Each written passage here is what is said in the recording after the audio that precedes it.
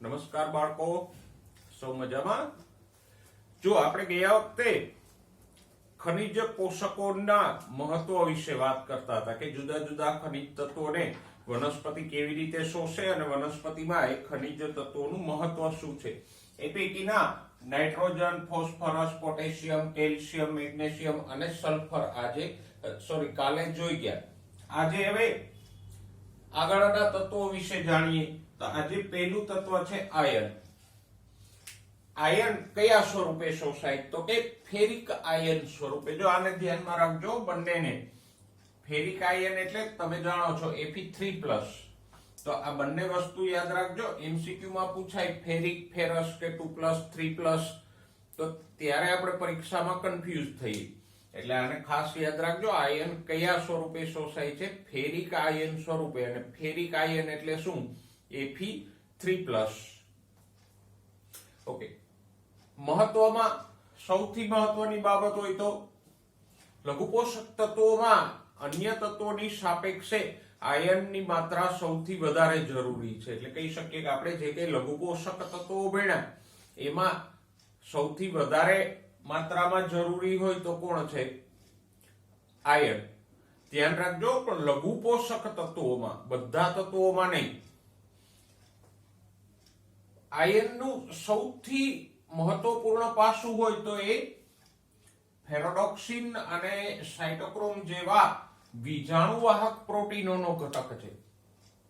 હવે 13મા અને 14મા ચેપ્ટરમાં આપણે ભણશું કે પ્રકાશ સંશ્લેષણ અને શ્વસનની ક્રિયા દરમિયાન બીજાણુ એટલે કે ઇલેક્ટ્રોનનું વહન થાય એક પદાર્થમાંથી બીજામાં, બીજામાંથી ત્રીજા પદાર્થમાં, ચોથા પદાર્થમાં, એમ ઇલેક્ટ્રોન વહન પામે. અને આ બીજાણુવાહક પદાર્થો તરીકે ફેરોડોક્સિન અને સાયટોક્રોમ જેવા પ્રોટીન્સ હોય. તો એ પ્રોટીનમાં આયર્ન મહત્વનો અણુ હોય અને એનું પ્રતિવર્તી ઓક્સિડેશન થાય. કેવી રીતે? તો કે આ રીતે. ઉદાહરણ તરીકે આ સાયટોક્રોમ બી છે અને આ અણુ સાયટોક્રોમ સી છે. તો બંનેમાં આયર્ન રહેલો છે. હવે બને એવું કે આ સાયટોક્રોમ સી ઇલેક્ટ્રોન મેળવે એટલે એનું રૂપાંતરણ શેમાં થઈ જાય? આ 3+ હતો એ 2+ માં ફેરવાઈ જાય અને પાછો એ ઇલેક્ટ્રોન સાયટોક્રોમ સી ને આપી દે તો 2+ માં ફેરવાઈ જાય. તો આમ ઇલેક્ટ્રોન મેળવે તો 3+ માંથી 2+ થઈ જાય. ઇલેક્ટ્રોન આગળવાળા બીજાણુ વાહકને આપી દે તો 2+ માંથી 3+ થઈ જાય. તો આમ એનું પ્રતિવર્તી ઓક્સિડેશન રિડક્શન થયા કરે અને આ રીતે ઇલેક્ટ્રોન એક પદાર્થમાંથી મેળવી અને આગળના પદાર્થને વહન કરતો રહે. નેક્સ્ટ, કેટાલાઇઝ ઉત્સેચકને સક્રિય કરવામાં ભૂમિકા ભજવે. તમારી પાસે જેટલા કઈ ઉત્સેચકોના સક્રિયકરણના તત્વો આવે એને અલગ તારવી લો. 9મા ચેપ્ટરમાં પણ ઘણા બધા આયનો આપણને સહઉત્સેચક તરીકે આપ્યા છે. આ ચેપ્ટરમાં અગાઉ પણ જે 4 જૂથ પાડી ગયા એમાં પણ ઘણા આયનો અલગ અલગ ઉત્સેચકોને સક્રિય કરતા હતા અને આ મહત્વ આપણે ભણીએ છીએ એમાં પણ આવે. તો નામજોગ જેટલા ઉત્સેચકો આવે એને અલગથી તારવી લ્યો જેથી કરીને જવાબો આપવામાં સહેલું પડે. અને હરિત દ્રવ્યના નિર્માણમાં આવશ્યક છે કારણ કે પ્રકાશ સંશ્લેષણ દરમિયાન જે બીજાણુ વહન થાય તો એમાં હરિત કણની અંદર ફેરોડોક્સિન હોય અને ફેરોડોક્સિનમાં આયર્ન હોય.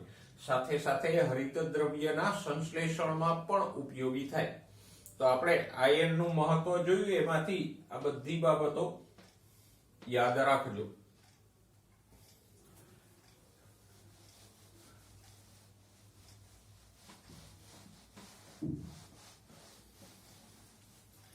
નેક્સ્ટ, આયર્ન પછીનું લઘુ પોષક તત્વ જોઈએ તો એ છે મેંગેનીઝ. શોષણનું સ્વરૂપ બિલકુલ સરળ છે. મેંગેનીઝ Mn+2 આયન સ્વરૂપે શોષાય. મેંગેનીઝના મહત્વની વાત કરો તો મેંગેનીઝ અલગ અલગ ઉત્સેચકોની સક્રિયતામાં મહત્વની ભૂમિકા ભજવે. કયા ઉત્સેચકો? તો કે પ્રકાશ સંશ્લેષણ, શ્વસન અને નાઇટ્રોજન ચયાપચયના ઉત્સેચકો. પ્રકાશ સંશ્લેષણ, શ્વસન અને નાઇટ્રોજન ચયાપચયના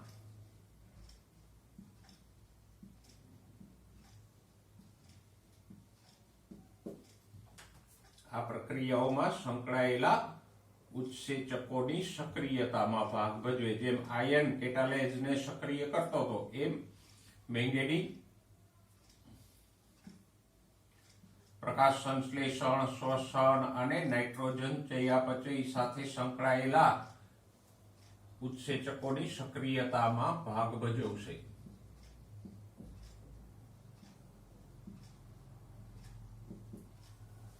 ઓકે, પણ મેંગેનીઝનું સૌથી મહત્વનું પાસું અને યાદ રાખવા જેવી બાબત હોય તો એ છે પ્રકાશ સંશ્લેષણ દરમિયાન પાણીના પ્રકાશ વિઘટનમાં ભાગ ભજવે.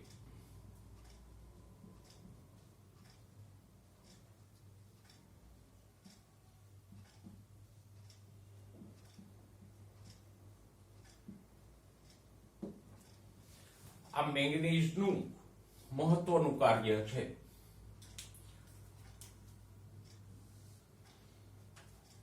આપણે પાણીનું પ્રકાશ વિઘટન વિસ્તારથી ભણશું, પણ પ્રકાશ સંશ્લેષણ દરમિયાન ક્લોરોફિલ દ્વારા, હરિત દ્રવ્ય દ્વારા જે સૂર્ય ઉર્જા શોષાય એને કારણે પાણીના અણુનું વિઘટન થાય અને પરિણામે H+ છૂટો પડે અને OH- છૂટો પડે. પછી આગળ જતા OH- માંથી O2 મુક્ત થઈ જાય.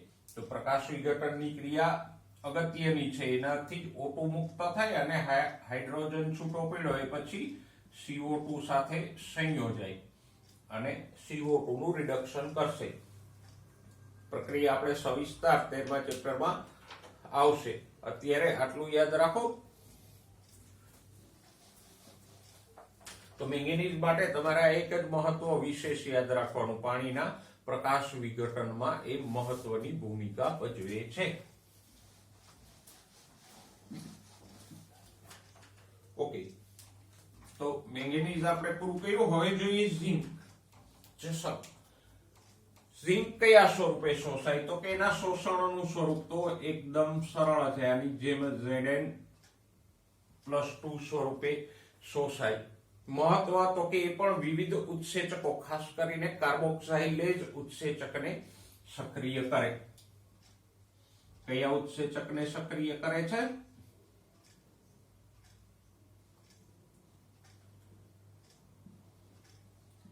કાર્બોક્સાઇલેઝ.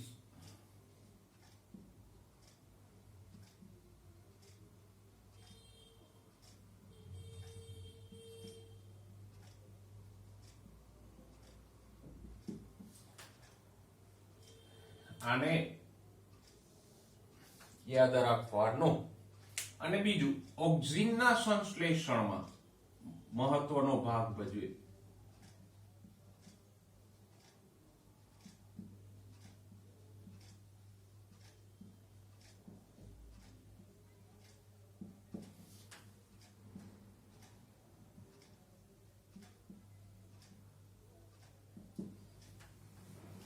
બરાબર. ઓક્સિન શું છે? જો ઓક્સિજન નથી, ઓક્સિન છે. ઓક્સિન એક વનસ્પતિ અંતઃસ્ત્રાવ છે અથવા તો વૃદ્ધિ નિયામક છે.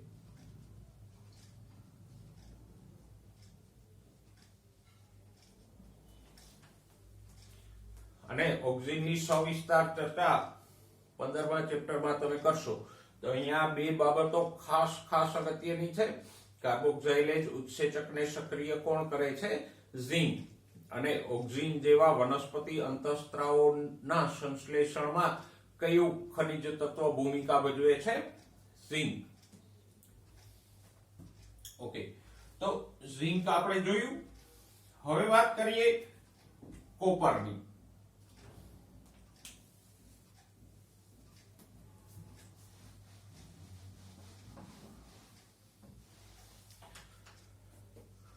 તો કોપરના પણ બે આયનો તમને મળી આવે, Cu+ અને Cu2+. તો વનસ્પતિ કયા સ્વરૂપે શોષે છે?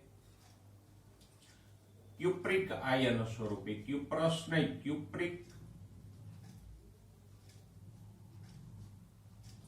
આયન સ્વરૂપે, એટલે કે Cu2+ સ્વરૂપે વનસ્પતિ એને શોષે.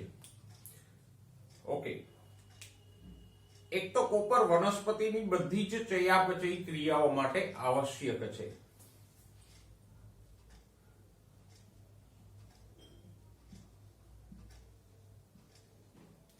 કોપર વનસ્પતિની બધી જ ચયાપચયની ક્રિયાઓમાં આવશ્યક છે. આવશ્યક એટલા માટે છે કે ઝિંકની જેમ જ કોપર પણ ઘણા બધા ઉત્સેચકોને સક્રિય કરે છે, અને આ ઉત્સેચકો સક્રિય થાય તો જ ચયાપચયની ક્રિયાઓ શક્ય બને. તો આ રીતે કોપર આવશ્યક છે. સાથે સાથે એ પણ રેડોક્સ પ્રક્રિયાઓ કે વીજાણુ વહનમાં સંકળાયેલો છે.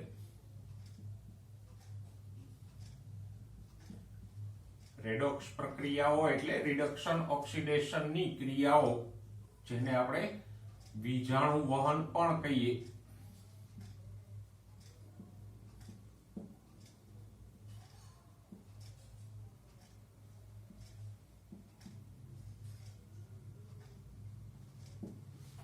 તો બોલો જોઈએ, વીજાણુ વહનની પ્રક્રિયાઓમાં કયા કયા તત્વો આવશ્યક છે? આયર્ન અને કોપર. આ બંને, એક નહીં પૂછાય તો ઉતાવળે ખાલી આયર્ન આપણે નહીં લખી નાખીએ, અથવા રેડોક્સ પૂછે તો કોપર નહીં લખીએ, પણ રેડોક્સ પ્રક્રિયાઓ અથવા વીજાણુ વહનની ક્રિયાઓ એમ પૂછે તો આયર્ન અને કોપર બંને જરૂરી છે. અમુક ફેરોડોક્સિન કે સાઇટોક્રોમ જેવામાં આયર્ન હોય, અમુક જે તત્વો છે એમાં કોપર હોય. અહીંયા પણ આયર્ન જેવું જ થશે. દાખલા તરીકે Cu+2 અને Cu+ એમ બે આયનો મળે છે, તો અહીંયા પ્રતિવર્તી ઓક્સિડેશન રિડક્શન થશે, ઇલેક્ટ્રોન મેળવે તો Cu+2 માંથી શું થઈ જાય? Cu+, અને પાછો ઇલેક્ટ્રોન આગળવાળા પદાર્થને આપી દે તો પ્લસ માંથી +2 થઈ જાય. તો આમ પ્રતિવર્તી ઓક્સિડેશન રિડક્શન એટલે કે રેડોક્સ ક્રિયાઓ ચાલુ રહે. ઓકે, નેક્સ્ટ, ઘણા ઉત્સેચકોની સક્રિયતામાં જ સંકળાયેલ છે, એટલે તો એને આપણે ચયાપચયની ક્રિયાઓમાં જરૂરી માયનો છે. તો આ બે વસ્તુમાંથી આ ખાસ રેડોક્સ પ્રક્રિયામાં અને શોષણ ક્યુપ્રિક આયન સ્વરૂપે થાય. એ બાબતોને બરાબર યાદ રાખજો. નેક્સ્ટ જોઈએ બોરોન. બોરોન પણ એક લઘુ પોષક તત્વ છે જેની વનસ્પતિને બહુ ઓછી માત્રામાં આવશ્યકતા છે, પણ બોરોનના શોષણના સ્વરૂપોને યાદ રાખજો. કયા છે? BO3 3- બે સ્વરૂપે શોષાય. કયા બે? BO3 3- અને B4O7 2- સ્વરૂપે શોષાય. તો આ બે સ્વરૂપો છે, BO3 3- અને B4O7 2- સ્વરૂપે બોરોન શોષાય. બોરોનનું શોષણ, આમ બોરોન ડાયરેક્ટલી ઓછી ભૂમિકા ભજવે છે, પણ બોરોનનું સૌથી અગત્યનું પાસું હોય તો એ કેલ્શિયમના શોષણ અને વહનમાં ઉપયોગી છે. જો બોરોનની ઉણપ હોય તો પછી વનસ્પતિ કેલ્શિયમ ન શોષી શકે.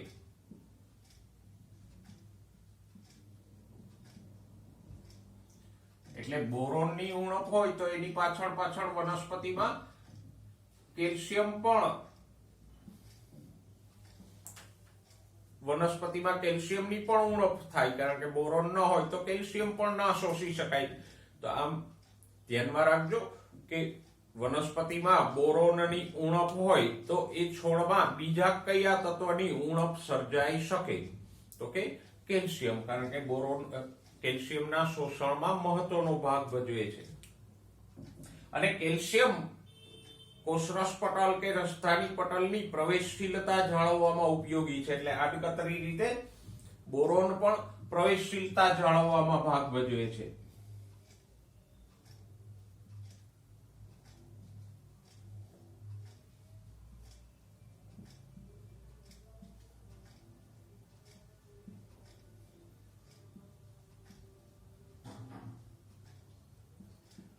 એટલે કોષરસ પટલની પ્રવેશશીલતા જાળવવામાં પણ બે ખનિજ પોષકો ભાગ ભજવે છે, કેલ્શિયમ અને બોરોન. એ સિવાય પરાગરજના અંકુરણમાં,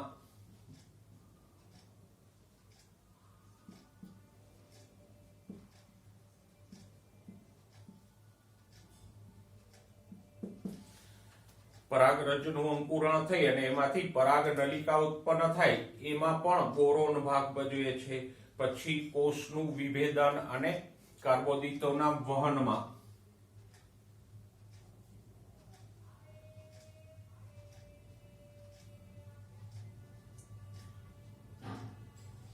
અન્વાહક દ્વારા જુદા જુદા કોષોને કાર્બોદિત એટલે કે શર્કરાઓનું વહન કરવામાં આવે,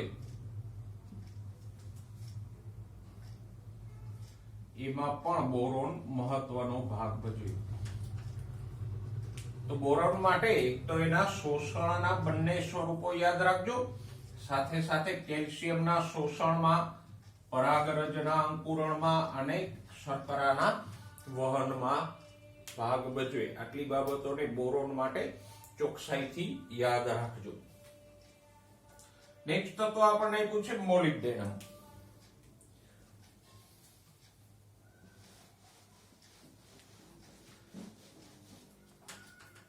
તો મોલિબ્ડેનમ પણ લઘુ પોષક તત્વ છે અને મોલિબ્ડેટ આયન એટલે કે MoO2 સ્વરૂપે એ શોષાય.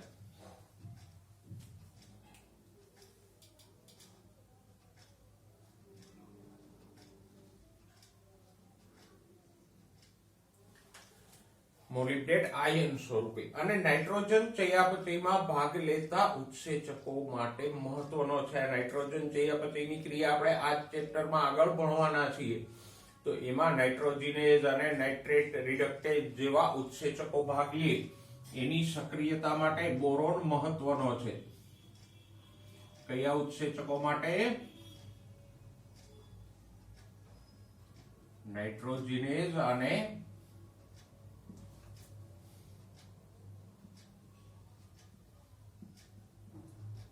નાઇટ્રેટ રિડક્ટેજ.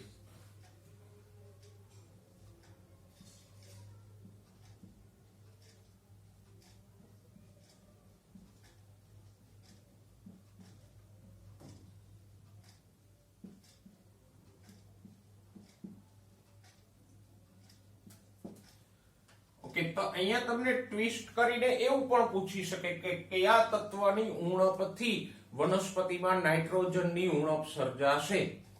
તો મોલિબ્ડેનમ. શા માટે? તો કે મોલિબ્ડેનમ આ નાઇટ્રોજિનેઝ અને નાઇટ્રેટ રિડક્ટેજ ઉત્સેચકોને સક્રિય કરે તો જ વનસ્પતિને નાઇટ્રોજન પ્રાપ્ત થાય, નહીતર નાઇટ્રોજન સ્થાપનની ક્રિયા જ ન થાય અને નાઇટ્રોજન પ્રાપ્ત ન થાય. તો આમ મોલિબ્ડેનમની ઉણપથી નાઇટ્રોજનની ઉણપ સર્જાઈ શકે.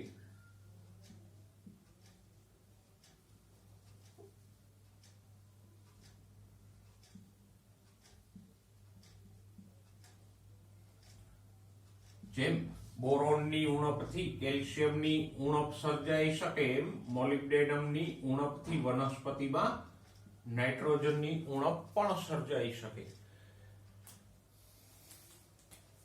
ઓકે, અને હવે છેલ્લે જોઈએ ક્લોરીન. અહીંયા બંને ઉત્સેચકોની સક્રિયતા અને મોલિબ્ડેનમની ઉણપથી નાઇટ્રોજનની ઉણપ સર્જાઈ શકે એ બે વસ્તુને ધ્યાનમાં રાખજો. છેલ્લે ક્લોરીન, તો ક્લોરાઇડ આયન સ્વરૂપે શોષાય, તો તદ્દન સહેલું છે, Cl- સ્વરૂપે શોષાય. ક્લોરીનનું મુખ્ય પાસું હોય તો અગાઉ પણ હું લખી ગયો કે એ આયનિક સંતુલનમાં પોટેશિયમ વખતે આપણે ભણી ગયા કે સોડિયમ, પોટેશિયમ અને ક્લોરાઇડ આયનિક સંતુલન એટલે કે ધનાયન, ઋણાયન, એનાયન, કેટાયન ના સંતુલનમાં ભાગ ભજવે. કેવી રીતે ભાગ ભજવે છે એ તમે પોટેશિયમમાં જોઈ લેજો. તો આ મહત્વનું છે. 3 આયનો કયા? ક્લોરાઇડ, પોટેશિયમ અને સોડિયમ એ આશ્રુતિ સાંદ્રતા જાળવવામાં અને આયનિક સંતુલનમાં મહત્વનો ભાગ ભજવશે. ઓકે, પછી પાણીના પ્રકાશ વિઘટનમાં, પ્રકાશ સંશ્લેષણ દરમિયાન પાણીનું પ્રકાશ વિઘટન આપણે જે ભણ્યા,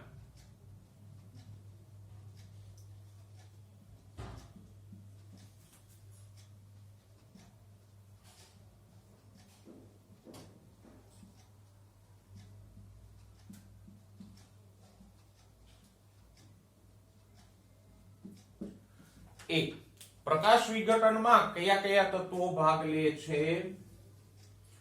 યાદ રાખો. એક તો તમે ભણ્યા મેંગેનીઝ, બીજો આવ્યો ક્લોરીન અને ત્રીજો મેગ્નેશિયમ. તમારા પુસ્તકમાં બે જ આપ્યા છે, મેગ્નેશિયમનો ઉલ્લેખ નથી આપ્યો, પણ પાણીના પ્રકાશ વિઘટનમાં મેંગેનીઝ, મેગ્નેશિયમ અને ક્લોરીન એ ત્રણેય ઘટકો ભાગ ભજવશે. અને પ્રકાશ વિઘટનથી જ ઓક્સિજન મુક્ત થાય અને હાઇડ્રોજન આયન છૂટો પડશે. તો આપણે લગભગ 13 જેટલા આવશ્યક તત્વોનું વનસ્પતિમાં શોષણ અને મહત્વ સવિસ્તાર સમજ્યા. એને તમે મુદ્દાસર યાદ રાખજો. પહેલા તો જે કઈ ઉત્સેચકોને સક્રિય કરે છે એ બધાને અલગ તારવી લેજો, અને બાકીનું મહત્વ મેં તમને ટૂંકમાં અને એમાંય અગત્યનું જે છે એ વિશેષ ભાર આપીને આપ્યું છે. તો એમ બે ભાગ કરી નાખશો કે ઉત્સેચકોને સક્રિય કરનારા બધા છે એ નામ જોગ અલગ કરી નાખો અને બાકીનું મહત્વ અલગ પાડી ગયો, તો બે ટુકડામાં તમને યાદ રાખવું પણ સહેલું પડશે. અને આને વારંવાર જોજો જેથી કરીને સહેલાઈથી તમને યાદ રહી જાય. હવે વાત કરીએ આવશ્યક તત્વોની ઉણપના ચિહ્નો કે લક્ષણોની. સ્વાભાવિક છે કે કોઈ પણ આવશ્યક તત્વ વનસ્પતિ માટે ઓછા પ્રમાણમાં પ્રાપ્ય હોય તો પછી એની ઉણપના ચિહ્નો કે લક્ષણો દેખાશે. જે મનુષ્યમાં પણ નથી દેખાતા કે કોઈ પ્રોટીન્સ કે તત્વ ઓછા પ્રમાણમાં પ્રાપ્ત હોય, દાખલા તરીકે કોઈ વ્યક્તિને આયર્ન ઓછા પ્રમાણમાં મળતું હોય તો પછી એનામાં હિમોગ્લોબિનની કમી સર્જાશે અને એના લક્ષણો એના શરીરમાં દેખાશે. તો એમ વનસ્પતિમાં પણ જે કંઈ આવશ્યક તત્વો છે એ પૈકીના કોઈની ઉણપ હોય તો વનસ્પતિમાં અલગ અલગ પ્રકારના લક્ષણો દેખાય. હવે એ લક્ષણો કયા છે એની ચર્ચા આપણે પછી કરીએ. પેલા એના આવશ્યક તત્વોની ઉણપ સંબંધે થોડીક વાત કરી લઈએ. એમાં પહેલો શબ્દ છે સંક્રાંતિ સાંદ્રતા.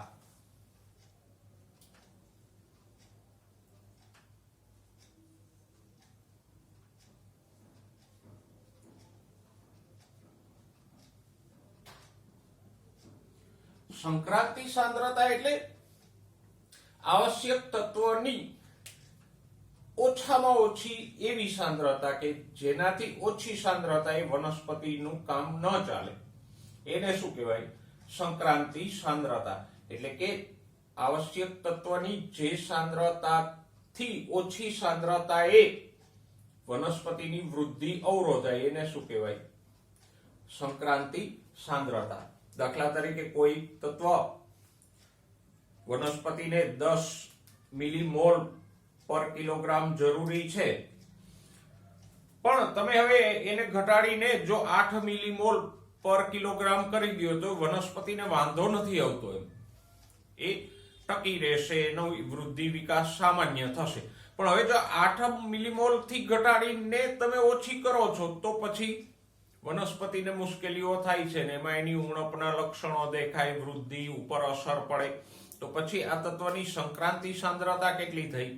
8 મિલીમોલ પ્રતિ કિલોગ્રામ.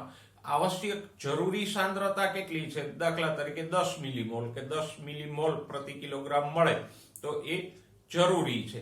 પણ ઘટીને મિનિમમ 8 મિલીમોલ મળે તો ચાલી શકે, પણ 8 થી ઓછું ન ચાલે. તો પછી 8 મિલીમોલ કેટલું શું થયું? સંક્રાંતિ સાંદ્રતા. દરેક તત્વો માટે સંક્રાંતિ સાંદ્રતાનું મૂલ્ય જુદું જુદું હોઈ શકે. બધા તત્વો માટે સંક્રાંતિ સાંદ્રતા સરખી ના હોય. ઓકે, હવે જો સંક્રાંતિ સાંદ્રતાથી ઓછા પ્રમાણમાં મળે તો એને આપણે અપર્યાપ્તતા એટલે કે ઉણપ કહી શકીએ. અને આવી ઉણપથી વનસ્પતિમાં વિવિધ પ્રકારના લક્ષણો દેખાય. અલગ અલગ તત્વોની ઉણપના લક્ષણો પણ અલગ હોય. જેમ કે કોઈની ઉણપથી પર્ણોમાં પીળા ડાઘ પડી જાય, કોઈની ઉણપથી તરુણ પેશીઓ છે એ મરવા માંડે, પ્રરોહાગ્ર, મૂલાગ્ર, પર્ણની કિનારી જેવી વર્ધમાન પેશીઓ મરવા માંડે. કેલ્શિયમ જેવાની ઉણપ હોય તો કોષ વિભાજન અવરોધાય. એમ દરેક તત્વની અપર્યાપ્તતા એટલે કે ઉણપના ચિહ્નો અલગ અલગ છે. એની ચર્ચા આપણે કરીએ. પણ પહેલા એ જોઈએ કે કયા તત્વોની ઉણપની અસરો કયા ભાગોને થાય છે? તો કે નાઇટ્રોજન, પોટેશિયમ અને મેગ્નેશિયમ. નાઇટ્રોજન,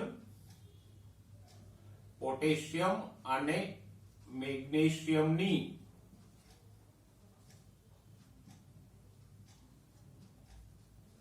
ઉણપની અસરો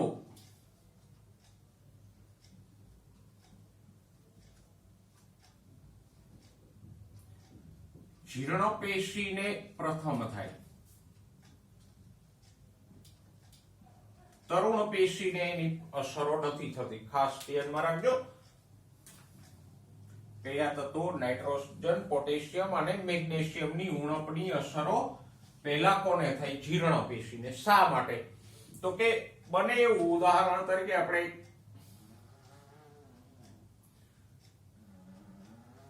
ડાળી દોરીએ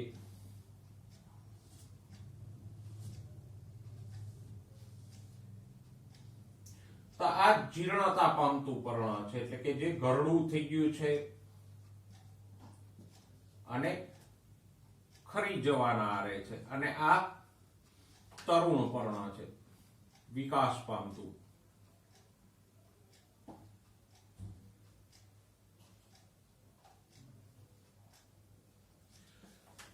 હવે આ પૈકીના કોઈ તત્વની ઉણપ હોય એટલે શું? તો કે 11મા ચેપ્ટરમાં આપણે ભણી ગયા કે આ બધા તત્વો નાઇટ્રોજન, પોટેશિયમ અને મેગ્નેશિયમ નું પુનઃ સંગઠન થાય, એટલે કે જીર્ણતા પામતી પેશીમાંથી એને પાછા ખેંચી અને નવા વિકાસ પામતા ભાગોને સપ્લાય કરવામાં આવે, આપી દેવામાં આવે. તો હવે નવા પર્ણને તો આ જૂનામાંથી નાઇટ્રોજન કે પોટેશિયમ, મેગ્નેશિયમ મળી ગયા. તો પછી ઉણપ કોને દેખાશે? આ જીર્ણ પર્ણોને. પણ કેલ્શિયમ કે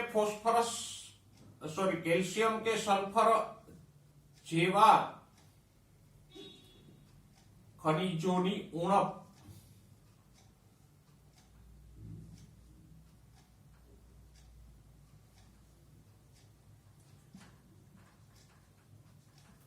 તરુણ ભાગોને વધારે થશે.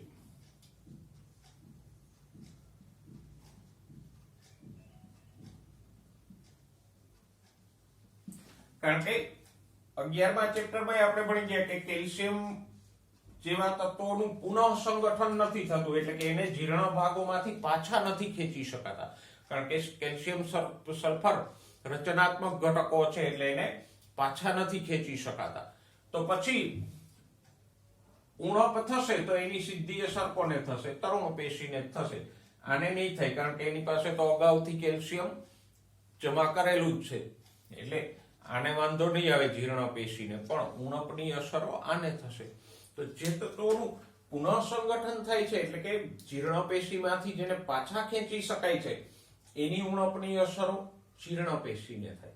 અને જેનું પુનઃસંગઠન નથી થતું, એટલે કે જેને જીર્ણ પેશીમાંથી પાછા નથી ખેંચી શકાતા, એની ઉણપની અસર કોને થાય? તરુણ ભાગોની.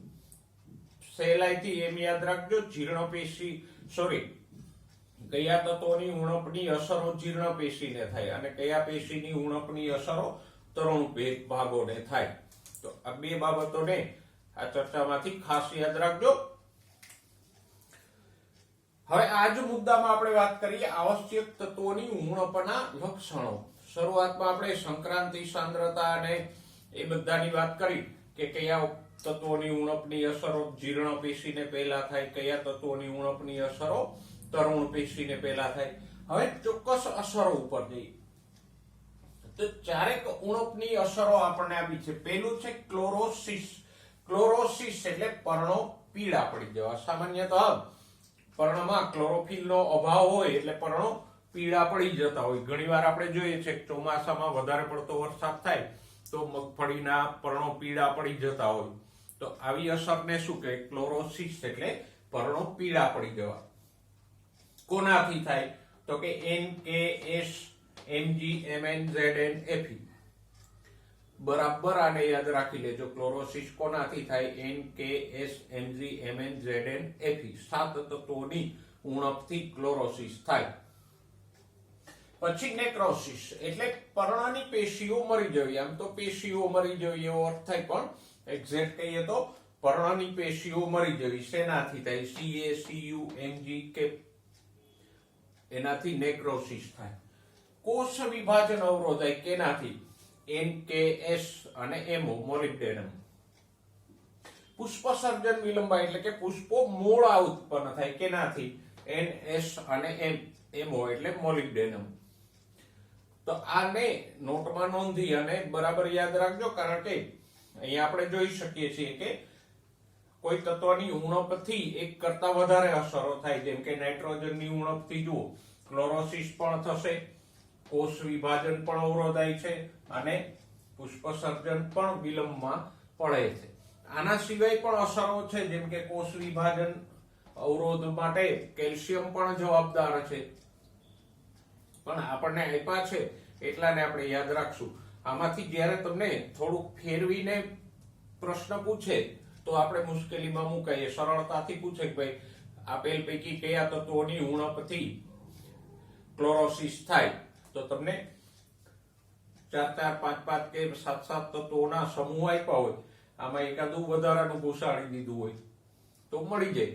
પણ એમ પૂછે કે આપેલ પૈકી કયા તત્વોની ઉણપથી ક્લોરોસિસ, કોષ વિભાજન અવરોધ અને પુષ્પસર્જનમાં વિલંબ થાય, તો પછી જરા આપણે શોધવું પડે, કસરત કરવી પડે.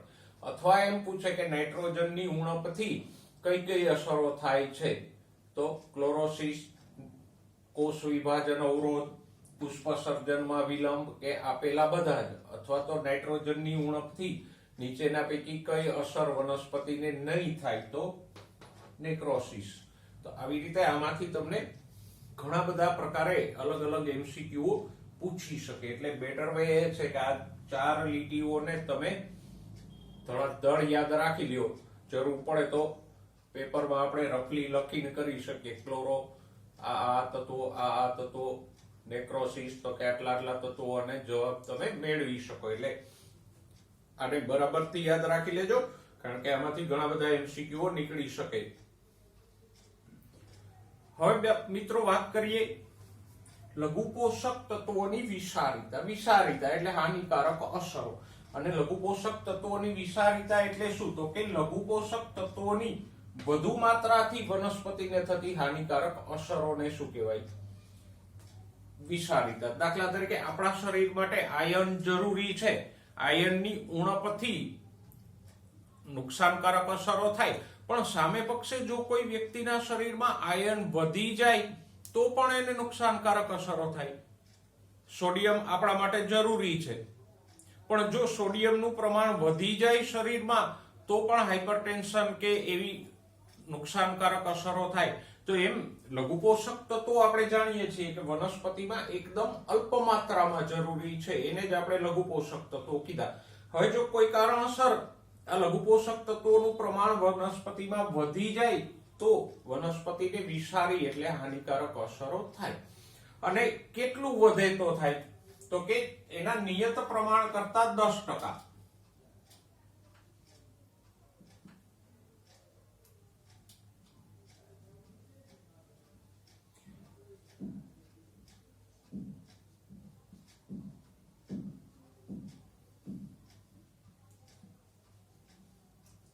દાખલા તરીકે કોઈ લઘુ પોષક તત્વ 10 મિલીમોલ પ્રતિ કિલોગ્રામ જરૂરી છે શુષ્ક દળમાં, તો એના 10% એટલે કે 11 મિલીમોલ થઈ જશે પ્રમાણ, તો પછી એની વિષારી અસરો દેખાવાની શરૂ થશે.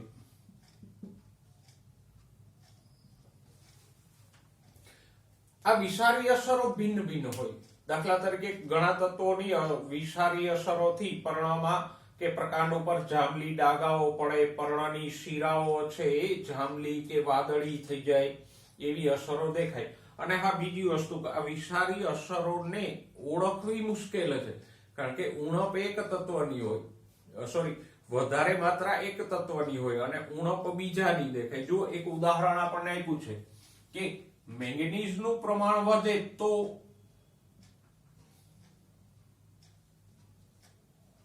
વનસ્પતિમાં મેંગેનીઝનું વધુ પ્રમાણ કઈ કઈ વિષારી અસરો પ્રેરે, તો કે એક તો એ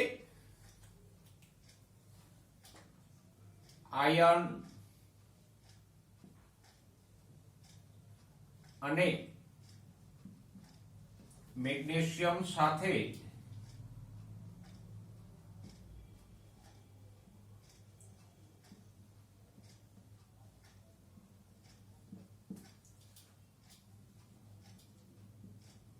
ઉત્સેચકોના જોડાણમાં સ્પર્ધા કરે.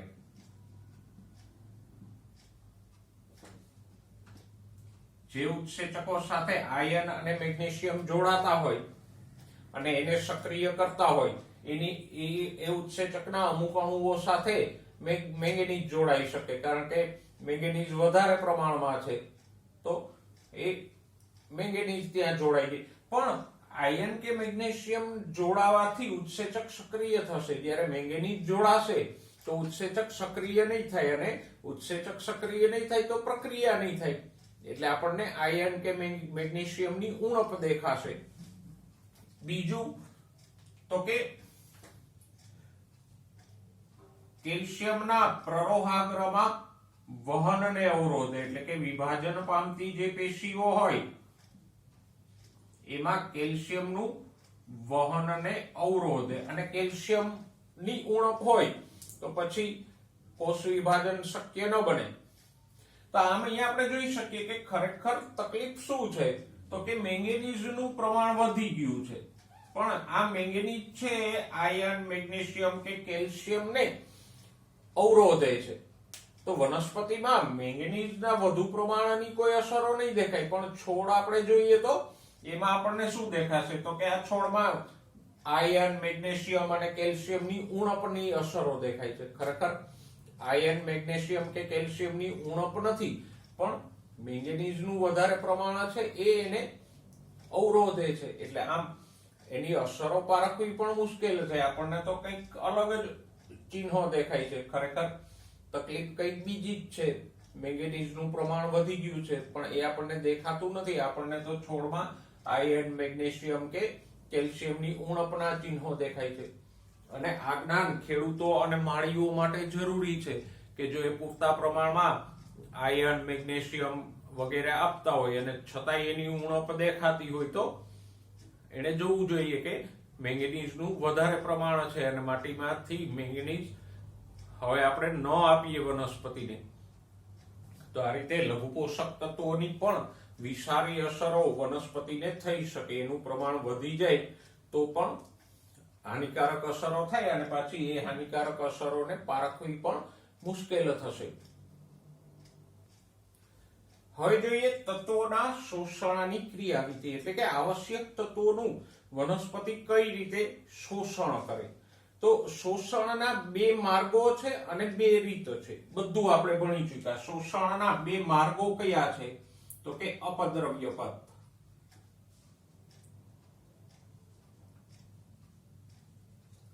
અને બીજું છે સદ્રવ્ય પથ. અપદ્રવ્ય પથ આપણે કોને કહેતા હતા? તો કે કોષ દિવાલો અને આંતરકોષીય અવકાશોના માર્ગે પાણી સાથે ખનિજો આગળ વધે એને શું કહેતા હતા? અપદ્રવ્ય પથ. પણ અપદ્રવ્ય પથમાં બધા જ આયનો મૂળની અંદર પ્રવેશી શકશે. હવે અપદ્રવ્ય પથ વધીને અંતઃસ્તર સુધી ચાલશે, કારણ કે અંતઃસ્તરના કોષોની દિવાલમાં પેલી સુબેરિનની બનેલી કાસ્પિરિયન પટ્ટિકાઓ હોય, એટલે ત્યાં દિવાલમાંથી આગળ નહીં વધી શકાય અને ત્યાંથી ફરજિયાતપણે એને કોષના આંતરિક અવકાશો મીન્સ કે કોષરસની અંદર થઈને જવું પડશે અને કોષરસની અંદરથી વહન થાય એને આપણે શું કહીએ? સદ્રવ્ય પથ. બરાબર? તો આ બે માર્ગો આપણે ભણી ગયા, અપદ્રવ્ય પથ અને સદ્રવ્ય પથમાં જેમ પાણીનું વહન થતું હતું એમ જ પાણીમાં ઓગળેલા ખનિજોનું પણ વહન થશે. ખનિજોનું શોષણ બે રીતે થશે. વહન જેમ બે માર્ગે થાય છે એમ શોષણ પણ બે રીતે થશે. કઈ? નિષ્ક્રિય વહન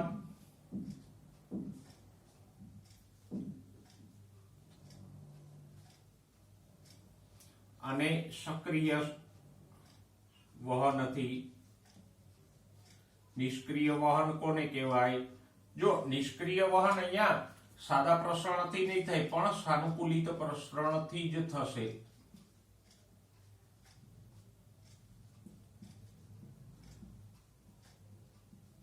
સાનુકૂલિત પ્રસરણ એટલે કોષરસ પટલમાં જે પેલા પ્રોટીનના બનેલા છિદ્રવાળા આયન માર્ગો હોય એના દ્વારા વહન થઈ શકશે.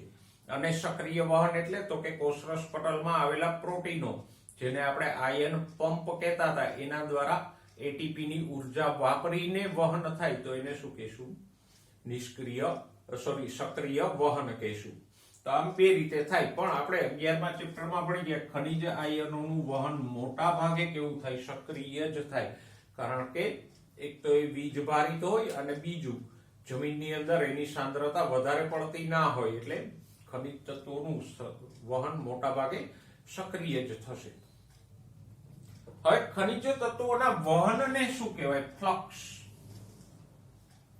ખનિજ તત્વોના વહનને શું કહેવાય? ફ્લક્સ. હવે કોઈ ખનિજ તત્વ કોષની અંદર પ્રવેશ પામે તો એને કહેશું ઇનફ્લક્સ.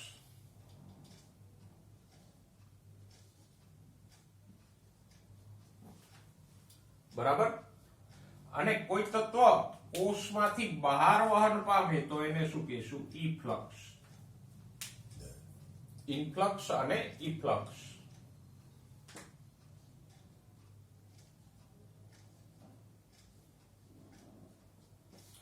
તો આ બે શબ્દોને યાદ રાખજો. ઇનફ્લક્સ કોને કહેવાય અને ઇફ્લક્સ કોને કહેવાય? સરળ છે. ઇનફ્લક્સ અંદર જવું અને ઇફ્લક્સ કોષની બહાર આવે. તો ખનિજ તત્વોનું આમ અંદર બહાર વહન થાય એને આપણે અનુક્રમે ઇનફ્લક્સ અને ઇફ્લક્સ કહીશું. બાકી આ જે કઈ વહનની ચર્ચા કરી, અપદ્રવ્ય પથ, સદ્રવ્ય પથ, નિષ્ક્રિય વહન, સક્રિય વહન, એનો અભ્યાસ આપણે 11મા ચેપ્ટરમાં સવિસ્તાર કરી ગયા છીએ. હવે જોઈએ દ્રાવ્ય પદાર્થોનું સ્થળાંતરણ.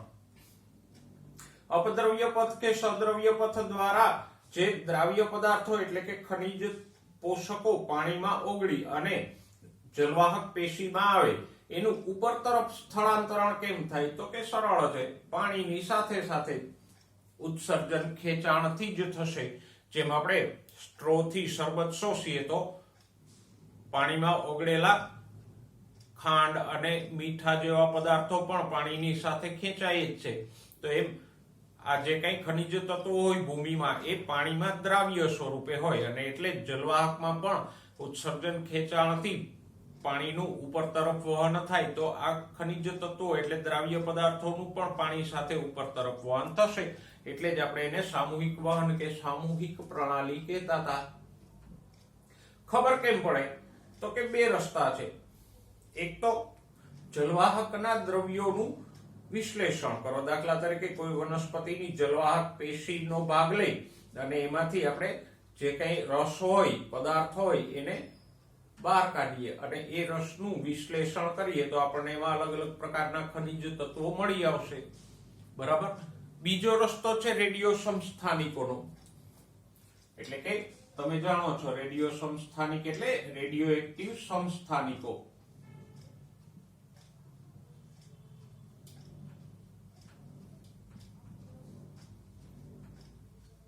જે કોઈ ખનિજનું તમારે વહન જાણવું હોય એનો રેડિયો એક્ટિવ સમસ્થાનિક આપો. સામાન્ય ખનિજને બદલે શું આપવાનો? રેડિયો એક્ટિવ સમસ્થાનિક વનસ્પતિને આપવાનો. અને રેડિયો સમસ્થાનિકો વિકિરણો ઉત્પન્ન કરે તો પછી આપણે જોઈ શકશું કે એ પદાર્થોનું વિકિરણ જલવાહક પેશીમાંથી મળે છે. મતલબ કે એ પદાર્થનું ખનિજનું વહન કોના દ્વારા થયું? જલવાહક પેશી દ્વારા થયું.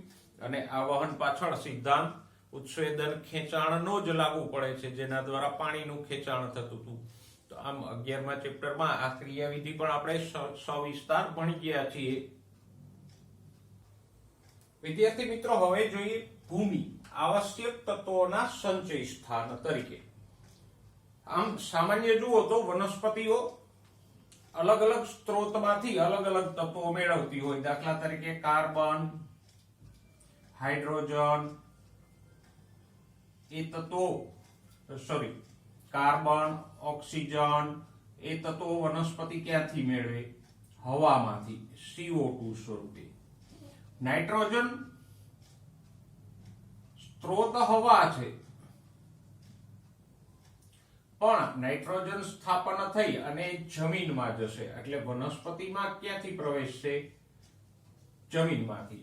હોય છે હવામાં, પણ આપણે ભણશું કે નાઇટ્રોજન સ્થાપનની ક્રિયા દ્વારા આ નાઇટ્રોજન જમીનમાં જાય અને જમીનમાંથી વનસ્પતિમાં પ્રવેશે.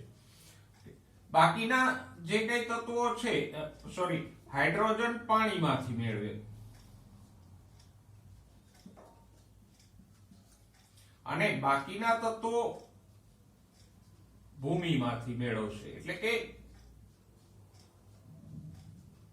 આ ચારને બાદ કરો, કાર્બન, હાઇડ્રોજન, ઓક્સિજન, નાઇટ્રોજન, તો બધા તત્વોનું સંચય સ્થાન કયું છે? ભૂમિ.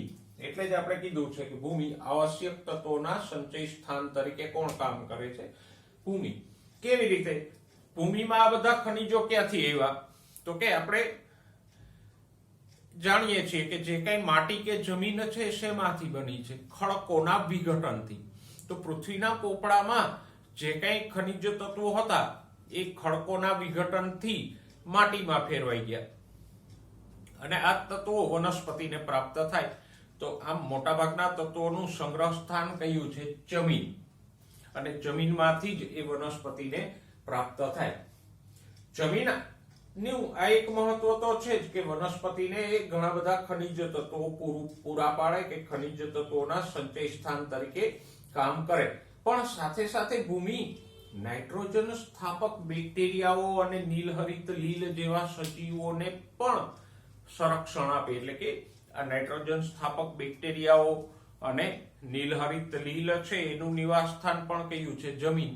અને જમીનમાં આ બેક્ટેરિયાઓ કે લીલ છે તો વનસ્પતિને નાઇટ્રોજન પ્રાપ્ત થાય છે. તો આમ ભૂમિ એક તો વનસ્પતિને આધાર આપે એ તો આપણે જાણીએ, બીજું પાણીના સ્ત્રોત તરીકે કામ કરે છે એ પણ જાણીએ છીએ, ત્રીજું તો કે આવશ્યક તત્વોના સંગ્રહ સ્થાન તરીકે કામ કરે છે, અને ચોથું નાઇટ્રોજન સ્થાપક સજીવોના આશ્રય સ્થાન તરીકે કામ કરે છે. પણ હવે હંમેશા એવું નથી બનતું કે ભૂમિમાં પૂરતા પ્રમાણમાં આવશ્યક તત્વો હોય જ, અને એવું નથી બનતું એટલે જ આપણે ખાતર દ્વારા વધારાના આવશ્યક તત્વો પૂરા પાડવા પડે. ખાતર સ્વરૂપે સામાન્ય રીતે ખેડૂતો અને માળીઓ અમુક ગુરુ પોષક તત્વો અને લઘુ પોષક તત્વો આપતા જ હોય છે નિયમિત રીતે. દાખલા તરીકે ખેડૂતો યુરિયા આપે છે, એમોનિયા આપે છે, તો એ નાઇટ્રોજનનો સ્ત્રોત છે. સલ્ફર આપે છે, પોટાશ આપે છે, તો એમ અલગ અલગ તત્વો આપતા જ હોય. કયા મુખ્ય લઘુ પોષક તત્વો ગુરુ પોષક તત્વો વનસ્પતિને ખાતર તરીકે આપી શકાય? N, P, K અને S. સલ્ફર એટલે પોટાશ સ્વરૂપે આપણે એને આપતા હોઈએ છીએ. NPK નાઇટ્રોજન યુરિયા સ્વરૂપે આપતા હોઈએ છીએ. ઘણી વખત કમ્બાઈન પણ આપતા હોઈએ છીએ NPK. અને કયા લઘુ પોષક તત્વો આપીએ તો કે કોપર, ઝિંક, આયર્ન અને મેંગેનીઝ.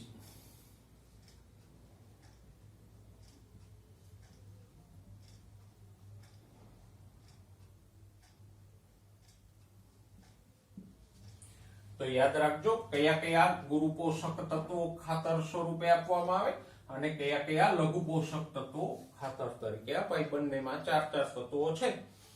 કે તો આજે આપણે